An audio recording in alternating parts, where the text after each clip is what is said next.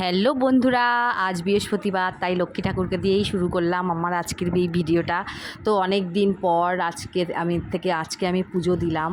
শ্বশুরমশাই মারা যাওয়ার পর থেকে আজকে ভাবলাম যে আজকেই সব পরিষ্কার টরিষ্কার করে ভালো মতো তারপরে পুজো দিই। তার জন্য আজকে থেকেই শুরু করলাম আবার পুজো বাড়ির।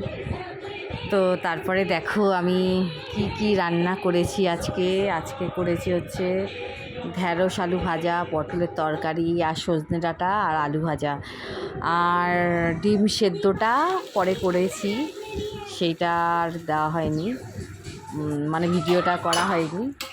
তো দেখো, কারণ ডিমের তরকারি করিনি, এর আগের দিন বলেইছিলাম আমার পিসি শাশুড়ি আছে, সে ডিমের তরকারি খায় না, সেই জন্য আর করিনি, ওই জন্য এগুলোই করলাম।